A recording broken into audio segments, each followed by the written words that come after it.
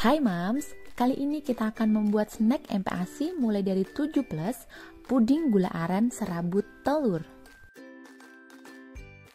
Bahannya sangat mudah, kita akan menggunakan agar-agar, 1 butir telur, gula aren, dan juga santan kelapa yang kental. Di sini aku menggunakan santan kelapa instan. Kita pecahkan telur lalu kita kocok lepas. Setelah itu akan kita campurkan dengan santan kelapa. Lalu kita kocok lepas lagi sampai semuanya tercampur. Nanti akan terlihat putih dan kuningnya ini akan menyatu. Kita siapkan bahan berikutnya, 1 bungkus agar-agar. Kita akan campur dengan gula merah. Di sini aku menggunakan kurang lebih 120 gram gula aren. Kalau Mams anaknya masih umur 6 bulan, 7 bulan bisa diberikan setengahnya saja. Ini karena anakku sudah 1 tahun. Lalu kita tambahkan air kurang lebih 550 ml atau 3,5 gelas air, gelasnya gelas beling. Aduk-aduk sambil kita masak dengan api sedang sampai nanti gulanya dan agar-agarnya larut ya Mam.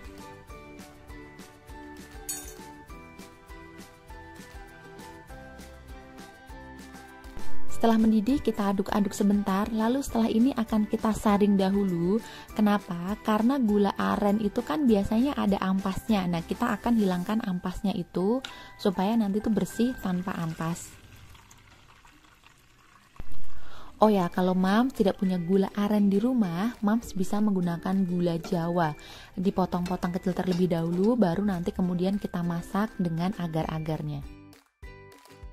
Setelah kita saring, ini akan kita masak lagi sampai mendidih. 1 kali mendidih saja, lalu akan kita angkat. Setelah mendidih, kita akan campurkan gula arennya ini dengan bagian yang santan dan telur. Kita campurkan sedikit demi sedikit.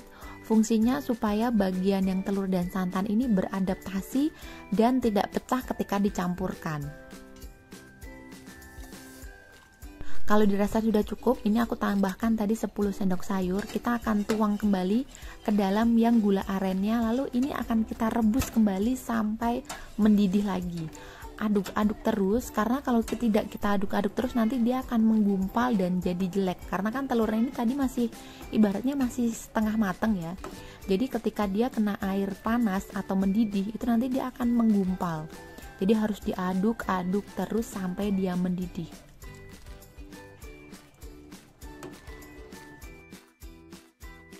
Kalau sudah mendidih, ini akan kita angkat, matikan kompornya, dan kita aduk-aduk lagi sampai nanti dia hangat.